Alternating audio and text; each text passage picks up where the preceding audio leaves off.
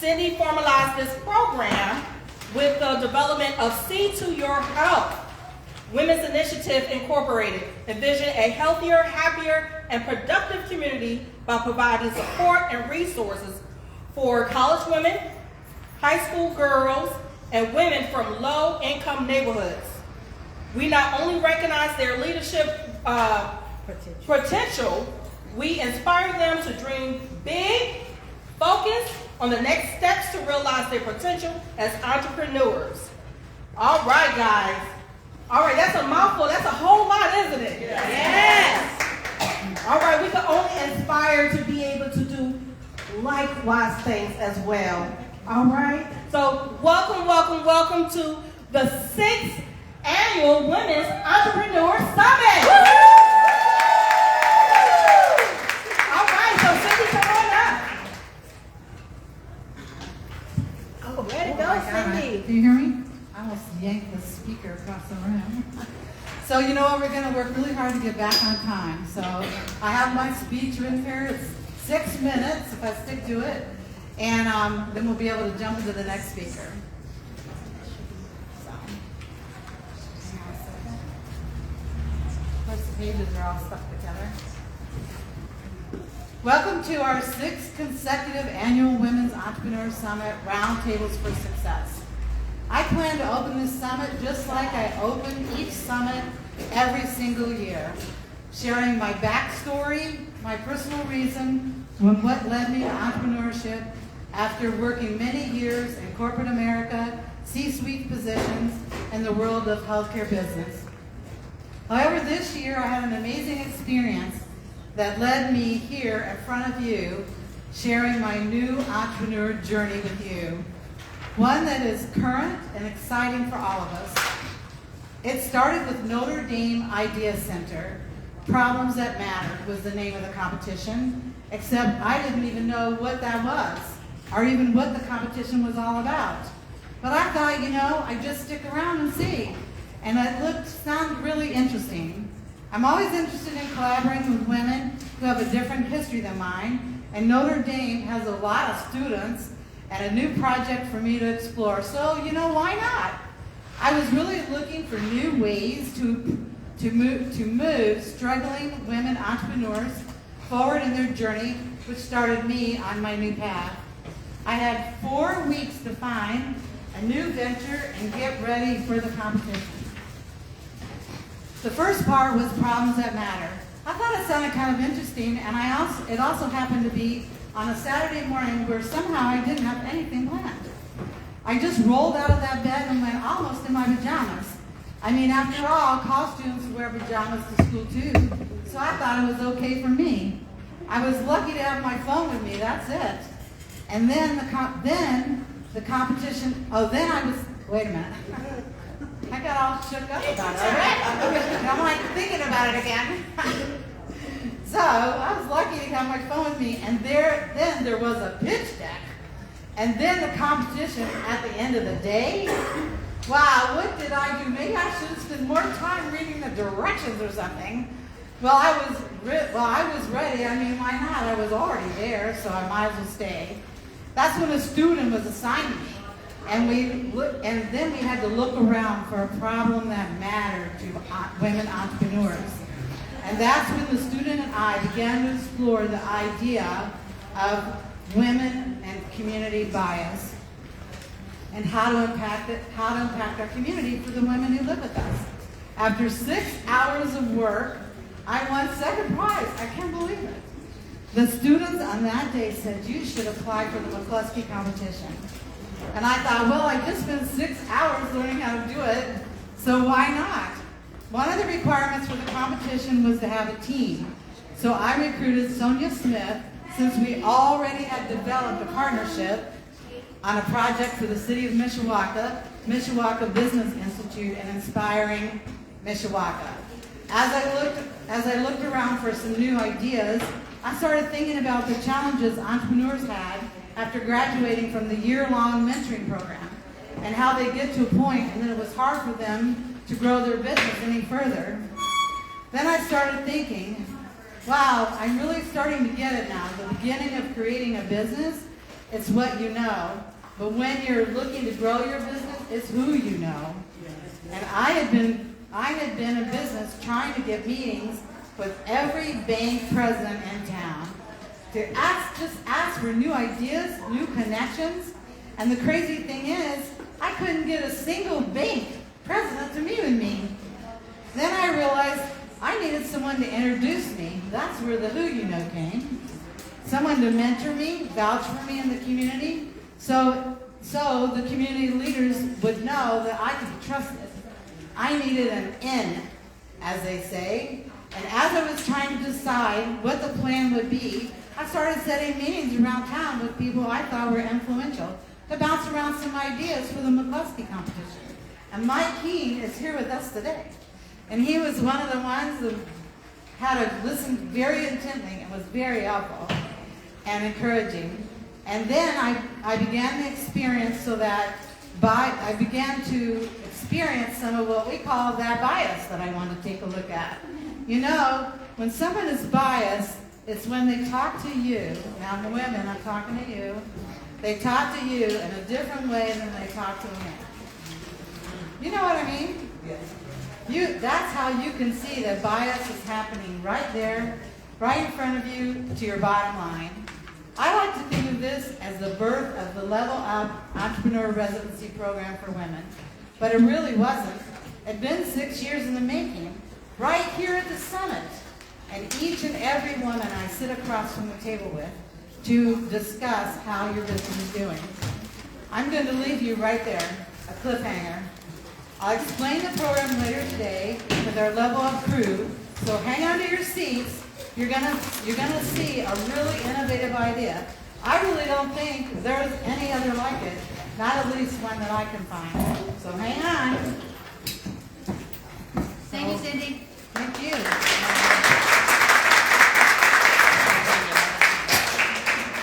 Okay, just introducing our next speaker. Okay, guys. All right, let's get going. Amen. So next, what we're going to do, guys, we are an interactive summit. So we're going to get some class participation. Y'all ready for that? Yeah. So we need some energized people at the table. Do we got anybody that don't mind volunteering? Raise your hand. I don't. Okay. So we're going to be calling up, Angie and I, we're going to be calling up some of you guys to help us introduce some of our speakers. Okay? So when you come up here, I need you to read what we have, and you're going to be very loud and energetic. Okay? That sounds like a plan? Yes. Okay. Okay, so she's going to be coming around, I guess, asking people. All right? So Stacy, you want to pick our first person? Okay, so we're doing Paula right now? Yes.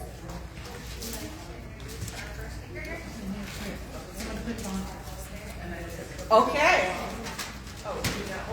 All right, we got our first person.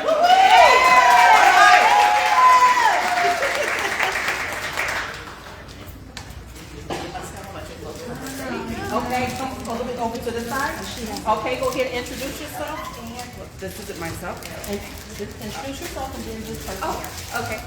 My name is Alicia Van Ness. I am a freelance graphic designer in the area. And I am introducing Paula Sowers. She is the CEO of Vision GPS Branding LLC, President Latin America Chamber of Commerce, Northern Indiana Minority Association. Her presentation is going to be the face of the faceless and voiceless. I will not go into her website and email, it's all in the book. Paula is a graduate of the Spark program at St. Mary's College, has established a business that is both women-owned and Latina-owned. With over 25 years of experience in the marketing industry, Paula offers a vast reservoir of expertise in various aspects of business and management. She plays a key role in implementing the LACC Empresaria Certified Entrepreneur and a NIMBA program development, and delivers promotional, branding, and marketing services to clients in the Michiana region. Vision's GPS branding is proudly recognized as a certified Indiana women's business enterprise WBE firm. Let's welcome Paula Sowers.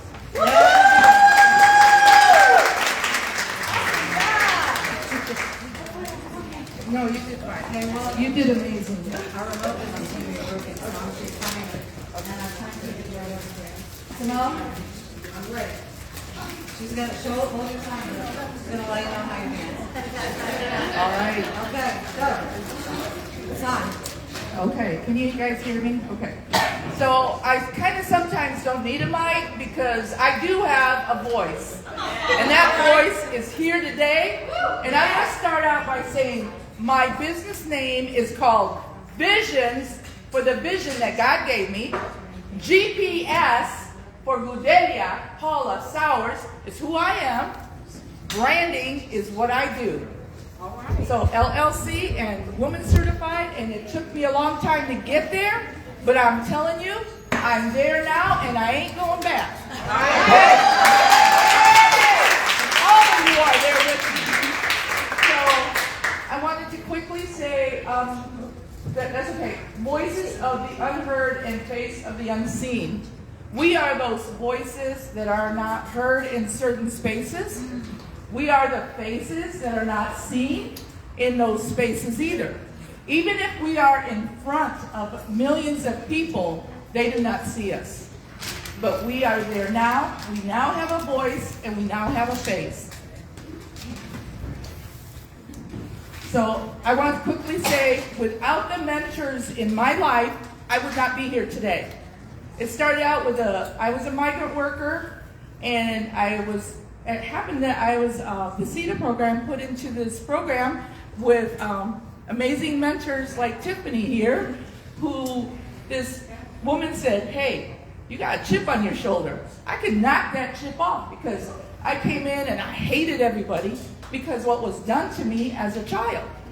And she said, no, you got to change that. So I said, okay, talk to me. And I got respect for that woman. Until this day, I respect her, and I thank her for taking the time to tell me what I needed to hear at that time. Yes. What's wrong, Mike? And because of that, this is what I do today. Because of being a migrant worker and a single parent, I raised 4 children by myself, and I had to work for a place for 25 years that told me, you can't, you will not, you're stupid, you don't look the part. And so that's what I was told for 25 years. I had to take it because I had to feed my kids, right? Women in here, I already know, and men too, that go through this day in and day out. Wrong way? Oh, Yeah. sorry. Okay, so with that, as a young mother, I've always been an entrepreneur. I've always, I had to do things to support my family because what I made at this business wasn't enough to feed 4 kids. I sewed, I did photography, anything I could think of. Hey, I'll go get your groceries for you. Give me a couple extra bucks. And my faith has always been about my faith first. So when I'm walking into any space, my prayer goes up, and it's, He ordains me to be where I need to be. Right? In the end, it's not about me. It's about who He has me to serve. Okay? Okay, so I want to quickly talk about, I've been in the Spark program, and that's why it's a huge, huge thing that had changed my life. Because when I first walked into the Spark program, I was like this. And I didn't want to talk to anybody. I didn't even care about anything because I was done. And I don't want to cry. So going through the program, I remember I was like this. Then all of a sudden, every time a mentor would speak, and Cindy was one of them, because that's why I met Cindy for the first time. And every day, I would come in just a little bit more straight and straighter. I'm like, ooh, yeah, I can stand up straight. I don't have to walk in the room like I'm defeated. And that's what I learned from the Spark program. And that's why I think it's very important you have certain kind of nourishment in different parts of our lives. Because as small business owners and entrepreneurs, we go through this day in and day out. We're told, you can't, you will not, you never will. But you know what? You will, you can, and you got it.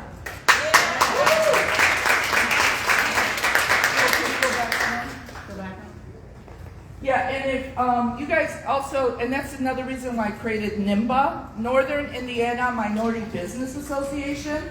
Yeah.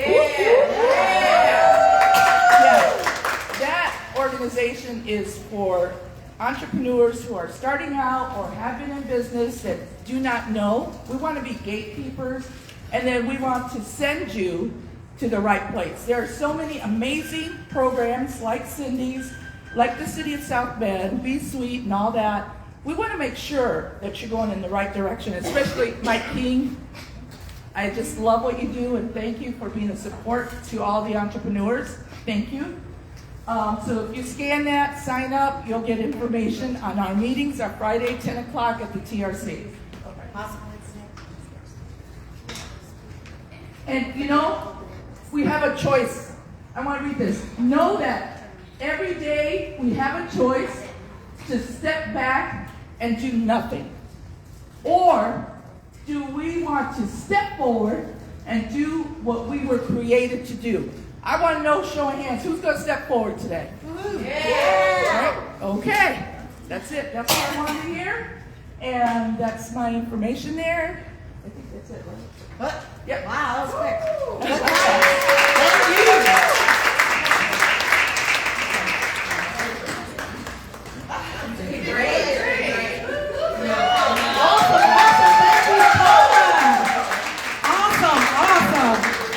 Awesome. We thank you for your programs that you have done, all the work that God is doing in you, the fact that you put God first in all that you do. I know we got different faiths and beliefs and walk, but we thank God for you and your gifts and your talents because they are important. All right? So I just want us to speak life into Paula right now, and if we can just all raise up our right hand, point it towards her, and say the best is yet to come. All right. Okay. And I'm not sure who Stacy has as the next person. Come on up. Let's speak really, really loud, okay? And try to hold up your head and let them hear you. Got it. All right. Hello, I'm Barb Geigley. I'm the owner of I Am She Ladies Clothing in downtown Goshen, and I get the privilege of presenting our next speaker, Cynthia Simmons Taylor. Cynthia, with a BS in Organizational Management from Bethel College, has dedicated 26 years to public service, primarily with the City of South Bend. In 2013, she played a pivotal role in launching South Bend's 311 call center. As a devoted wife, mother, and grandmother, she excels in career development and team building, maintaining an impressive 80% staff retention rate at the 10-year-old call center. So join me in welcoming Cynthia.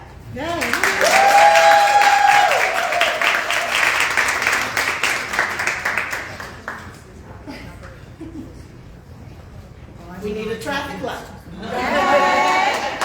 Good morning to everyone. Good morning. Try something different.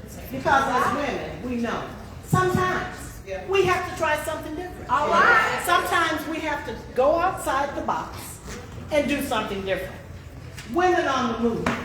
And as I look out over the audience, I see such beauty. I see such strength. I see such diversity. I see such innovation. And this is what we have to look for. We, each of us, have to reach someone else. We, each of us, have to be on the move. To be on the move, it means you're not standing still. It means you're going somewhere. And I see everyone in this room as going somewhere. We need to break barriers and build success.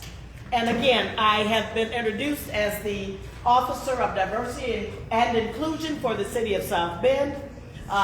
Fairly new in the role, but I'm intent on making some improvements, and I'm intent on moving women and minority businesses forward. is my job, per the mayor of the city of South Bend. The city of South Bend has bought into, there has been systemic racism, there has been systemic sexism, and that is why we are trying to raise the bar so that women can be equal in employment opportunities and in business opportunities. We have been behind. There were times when we couldn't own land. There were times when we couldn't borrow money. There were times when we didn't even have a voice to vote. Right. But that time has changed, and we are commissioned to continue the change. I was going to do a lot of reading, but you know what? Our purpose is to provide opportunities for minority and women-owned businesses who wish to participate in governmental contracting process. So in other words, our Public Works Department in the city of South Bend extends an invitation for certified women business owners to bid on projects that are available to you. We want to see women in our marketplace, which is Michiana, put in those bids, win those bids, and we want to see your crews or you out there working to make it happen. Without women, where would we be? There's a legislative intent. Oh, I'm on slide number 3 or 4. So Okay. That's good to know. That's okay. I'm kind of winging it. I'm not going to do a lot of reading. Hopefully, I don't know if the PowerPoint is available to you all after, but It will be. It's on there the is. website. Okay, great. There is some. I did want you to know this is legal. This is real. We are moving. There was a legislative intent enacted in the interest of providing equal opportunity and promoting diversity and inclusion for existing and operating women business enterprises. How about that? All right. It's real. It's not a figment of our imagination. Next slide. What does it mean to be a woman in business? It means to shatter ceilings. You know those ceilings where we only could make a certain amount of money annually? We're shattering those ceilings, redefining the norms, and pioneering a path where resilience, innovation, and tenacity become the driving forces to transform change. Let's transform change. Again, that's movement. We are women on the move. Next slide. Women in business over the last century, we have grown by leaps and bounds from the early 20th century when the movement really began, through the 1980s and 90s, and then into the 21st century. The 21st century has seen a continued growth in women's entrepreneurship. Initiatives, support networks, and increased access to resources have contributed to a vibrant ecosystem for female business owners. How about that? That's great. Next slide. What is the impact of a woman-owned business? In the U.S., there are over 14 million women-owned small businesses, accounting for nearly 40% of all businesses in the country.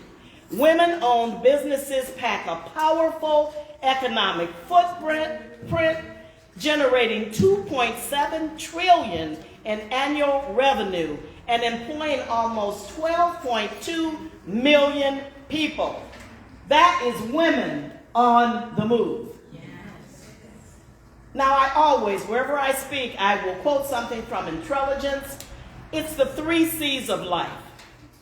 It doesn't matter where you are in your walk to becoming a business owner, aspiring to be a business owner, as a new business owner, as a seasoned business owner, etc.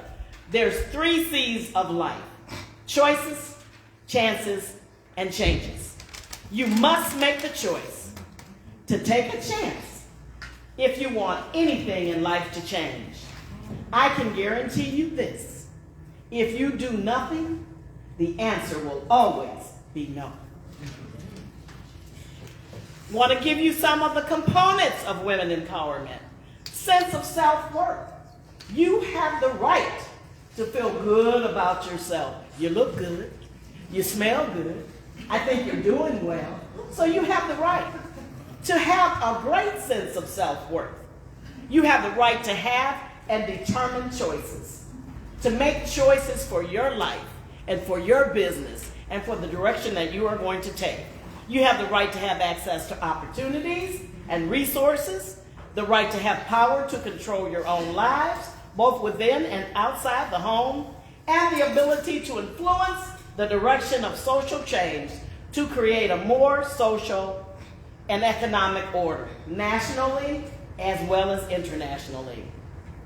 So let's reset, restart, refocus as many times as you need. Just don't quit. Many of us were taught I was taught this by my mother. If at first you don't succeed, try again. Try again until you succeed. Next slide. We're going to skip that slide, but it just tells us with having a diverse workforce and the right people at the table, the percentages in productivity soar. All right? So, in order for us to really do well in our business, you have to have the right tools in your toolkit. So, I just have 6 tools, basic tools. The hammer, leadership. A good leader is a hammer that forges a vision, shaping the path for success and each decisive strike. Nails, that's the teamwork. In a successful business, every team member is a nail, collectively holding the structures of success together. The saw, adaptability. Sometimes we know things don't fit. We have to make them fit. We have to trim them down. We have to do whatever we have to do in order to make it fit so that we will do well.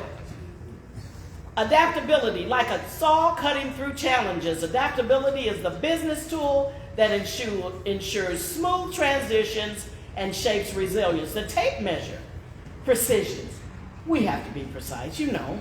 We're held to a higher standard as women. It's not fair, but it's our reality. And so we have to be precise. The tape measure ensures accurate planning and execution, inching closer towards your next goal. The screwdriver, problem solving. Business without problems is like a screw without a turn. A screwdriver is a tool for effective problem solving. And the last one I'm going to bring up is the drill for efficiency. Piercing through tasks with speed and precision, creating a pathway to productivity. Next slide. So to all the women who are labeled aggressive, keep being assertive. The ones that are told you're too bossy, keep on leading. The ones that are told you're difficult, keep telling the truth. People might tell you you're too much. Keep taking up space. They may even call you awkward. Keep asking hard questions. Please don't shrink yourself to make people happy. Be yourself. You're beautiful that way. Of course, I'm not the preacher. I have more than I can say, but I hope that has incentivized you to move forward, forge forward, help one another, support women-owned business, advertise women-owned business, trade with women-owned businesses. Thank you.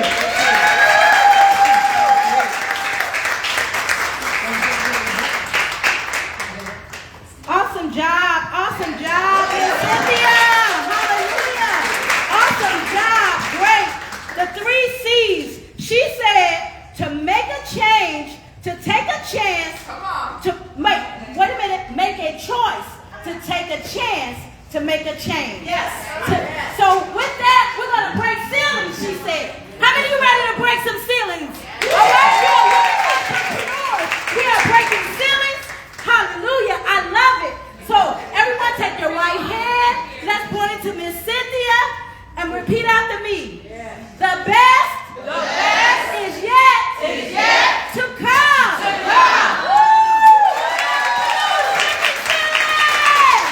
I love it. Let's introduce our next speaker. Wait, we have just give a couple minutes. Oh, we got a couple minutes? We have a couple minutes. Yeah, we have till 10:45. Give me a minute to change it. Okay. All right. Good job. If anyone's just getting here, we do have snacks back here in the back. So if you want to, if you're hungry, please patronize yourself of some of the snacks that we have back here while we're on break. If that's okay. And please feel free to introduce yourself to one another because we are an interactive crowd. Yes. We are women entrepreneurs, and we are sharpening one another. We can utilize those tools that Miss Cynthia was just talking about. Utilize your tools and introduce one another. Take pictures for some Facebook. Use that hashtag. Please take pictures back there and utilize your hashtags. If you use those hashtags, your pictures will come up on Facebook. So while we're on break, you guys can use your cell phones or cameras and take pictures on our posters and utilize those hashtags for the women's entrepreneurs. See to your health, move forward, women's rise.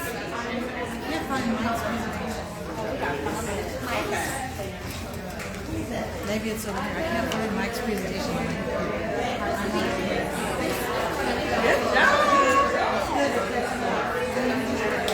Yeah, I knew it was going to happen.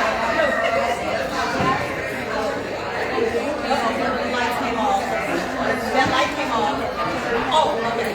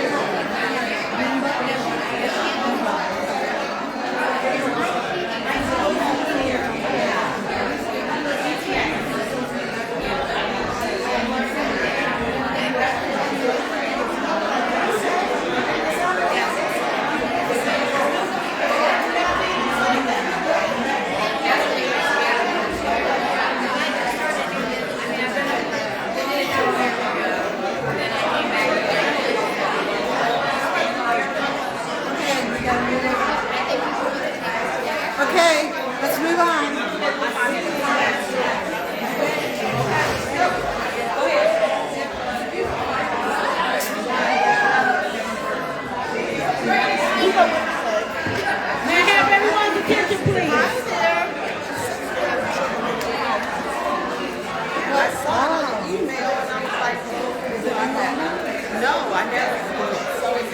have everyone's attention, please? We're about to get ready to start. Move forward with the rest of our service. Alrighty, I would like the next person to introduce the next speaker to come up, please.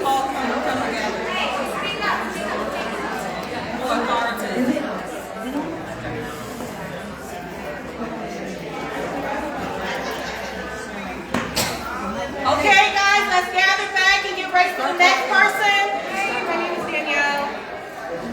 What I do on a daily basis is turn that into me on.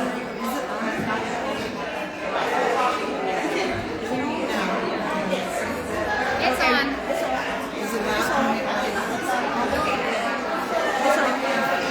I'm going to introduce Mike.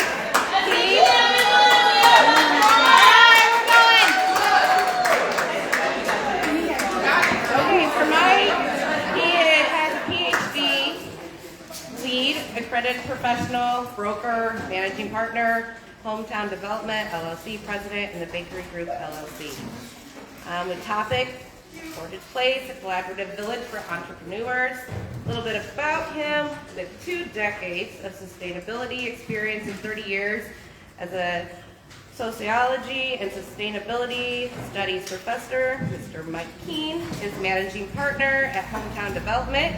He leads Portage Midtown Sustainability Network Development and facilitates Michiana Town Makers Network. As a social entrepreneur trained in the Natural Steps framework, Mike offers seminars, workshops, and consulting for integrating sustainability and incremental development into various organizations. Let's welcome Mr. Mike. Yes! You did a good job. That was great. Great job. Thank you all. First of all, I want to thank you for allowing me to join this group. And I am here because I need to ask for your help. I am also here because I think this is the most important thing that's going on in our city today. Woo! I think this is the most important thing that's going on in our city this month. And I think this is the most important thing that's going on in my city this year, and that is not bullshit.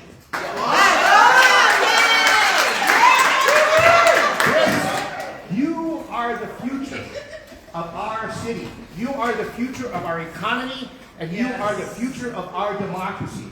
It's not about bringing people from out of town. It's about building the people that are already here. It's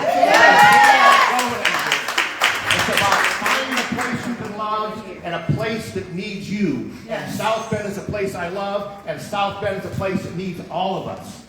So, I started my journey about 7 years ago. I was a college professor, and then I retired, and I was going to help. Next slide. Next slide. I was going to help a partner build a house that produces as much energy as used. But I'm on the same journey you are. And the journey we're on is about what we call the flywheel. The flywheel is something that is really hard to get started. But once you get going and you get that momentum, it keeps on going. And what we say is the first step you can take, the most important step you can take is the first step. The most important next step you can take is the smallest next step possible, and you keep on putting one step in front of the other. You don't look to the future to evaluate what you're doing, because if you do, you're going to fall up on your couch because you can't imagine it. You look at what you've accomplished over the last months, over the last years, over the last, then you look at that, wow. That's how you evaluate yourself, and then you think, what am I doing next? You look to tomorrow. Next. Yeah, absolutely. So I started to help in my neighborhood build a house in my own neighborhood, but I knew it wouldn't have praised because I lived in an underserved neighborhood that was formerly redlined. Next. Oh, sorry. My first deal, though, wasn't that house. It was around the corner. There was this messed up building, a flower shop that was being used as a flop house and a drug house, and I bought it for $26,000. Next. Because if I couldn't fix that up, how was anybody going to rent that other house? And when you're doing this kind of work, you can't afraid to get your hands dirty, right? Every one of you, when you get started, you are team everything. You got to do it all, right? You're the one that shows up in the middle of the night when you got a problem. Next. I call this dancing with Matilda because when I did my first building, I had to learn how to use a floor sander because I needed to fix the floors. And I couldn't pay anybody to do that then. Now I pay them, but then I couldn't. Next. In the end, I had $180,000 in that building. It looked wonderful. But you know, when I went to the banks to ask them to appraise it and give me a loan so I could get my money back, they said it's only going to appraise at $150,000. That's the good old appraisal gap, right? Yeah. That's the redlining. And then I only got 85% loan to value, $136,000. So what did I do with that $136,000? I went next door. Same thing. Bought another property, put $135,000 into that. It only appraised for $110,000, but I didn't leave as much. I had moved things up because I was working in the same place, a place I love and a place that needs me. And then I got loan to value a little bit, $93,000. What did we do next? Well, we added a little bit more money to it. And we went to a fire that was just 3 houses down from that. And we purchased that, put a little extra money in it, using the loan from the other one. But in this particular case, we were able to rent it out, and 2 years later, about 3 years ago, we were able to sell that for $149,500. That was $15,000 more than we put into it. We had raised the appraised value in our neighborhood so that you can now appraise something for what it costs you to renovate it. You can't do new build yet, but you can do that next. But we did new builds anyways. But we started with tiny houses. So they didn't cost so much. And put those two. All of these deals you've just seen are all within literally less than a block of each other. Because when you choose a place that you love, that needs you, and you stick with it, each time you do a deal, you make the whole thing rise. Plus, we also work for everybody else in the neighborhood. Next. Well, this was the deal I didn't want to do. That big butted bakery, 56,000 square feet that was allowed to fall apart. This is the deal I didn't want to do, but nobody else was there. And when nobody else is there, who has to stand up? We do. We do. You're exactly right. That's why we're standing up for South Bend, and we're standing up for our neighborhoods. Next. So that's what we've been doing for the last 2 years now, a little bit more than that, trying to sort of slowly tear that place apart and put it back together. Next. And with hustle, with heart, with patience, we can do this. And that's what this takes, right? It takes passion. It takes persistence. It takes patience. And it takes a sense of humor. Because when the things go wrong, what you got to do is laugh, cuss, and go back to work. And everybody should have not only a mentor, but a confidant. I have a confidant, and we call each other up, Ofa Farrow. And once a week we talk, and sometimes I'm swearing to him, and sometimes he's swearing to me, and then afterwards we laugh, and we get back to work. This is what we're looking for, and what we're planning to do with this building. It's going to become called Portage Place. That's the old Ward Bakery building. It's 56,000 square feet, and we're going to turn it into a collaborative village. Next. I was going to go, yay! For entrepreneurship. And basically the idea is that place is going to have 50 units in it, between 200 and 2,000 square feet. And rents can start as low as about $300 a month and go up to a couple of thousand, depending on the space. We're looking for everything. This is the commercial node out there halfway between downtown and the Cole Road on Portage Avenue. And we need everything. We need nails, we need barbers, we need beauties, we need retail, we need health and wellness, we need therapy, we need makers, we need food. Because this used to be there. When I came to this community in 1981, I lived over in that neighborhood, and it was all there. We had a grocery store, we had a butcher shop, we had a flower shop, we had a hardware store, we had a pizza shop, we had a slot car shop. Don't do those much anymore. We had lawnmower repair, we had a pharmacy. Well, what we're trying to do is recreate that. But the most important thing we're trying to do is recreate a collaborative village where we all work together. This is about working together, creating an ecosystem. We don't believe that you should have one ecosystem with a Bates or a Bezos or a Mark Zuckerberg who suck all the oxygen out of the place, make themselves rich, send their friends to the moon, and let the rest of the place go to hell. That's not the way it should work. We work together. We should all do well. We should all benefit. We should all be able to realize our potential. And we can if we work together, we support one another. Next. So when we want to talk about the impact for this is amazing. That's where my farm is. I have 3.12 acres, about 22 properties within 3 blocks. Next. And when we want to talk about the impact of small-scale development and small entrepreneurship, the problem is economic development. People often don't see us because we're by ourselves. But when we come together, it makes a big impact. This is the third person starting. By the time I'm done, 15 years. It also doesn't happen overnight, right? There are no big wins. You've got to take your time. But right now, when I started, my properties were spending, altogether, they were paying $2,600 a year to the city. All of them together. $2,600, that's nothing. We've got it up to over $18,000 in 7 years. It's taken a while. And in the next 7.5, it'll be up to $310,000. Wow. When we come together, think of all of the tax income everybody in this room together is going to create for this city going forward.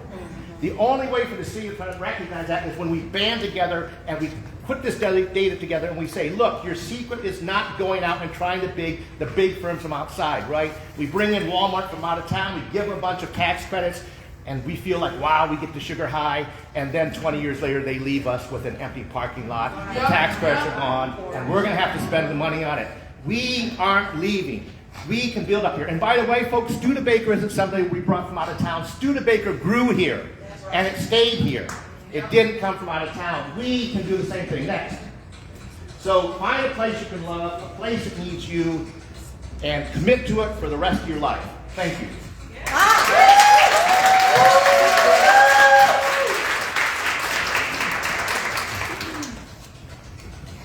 Way to go, Mike King! All right. His PowerPoints were keep putting one step in front of the other, building the people that are already here with passion, persistence, and patience.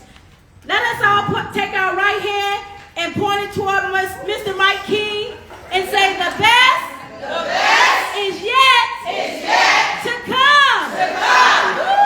Thank you for that powerful speech. Okay. We having fun so far? I don't know about you, but I'm getting some valuable information from some great and wonderful people. All right? So we are about to get ready to go on break, but before we go on break, y'all, I want you to look to the person to the left of you. Look to the person to the left of you. I want you to talk. Okay. My left over here. Okay. Tell them your name.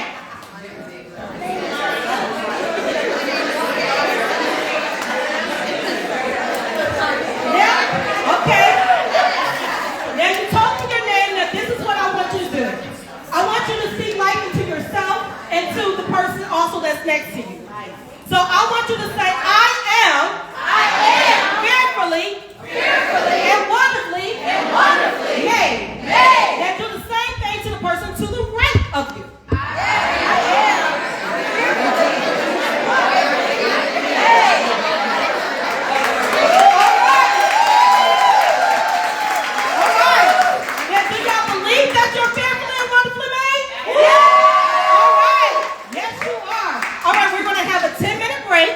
And we're going to start sharp. And then we're going to start properly after that, okay? So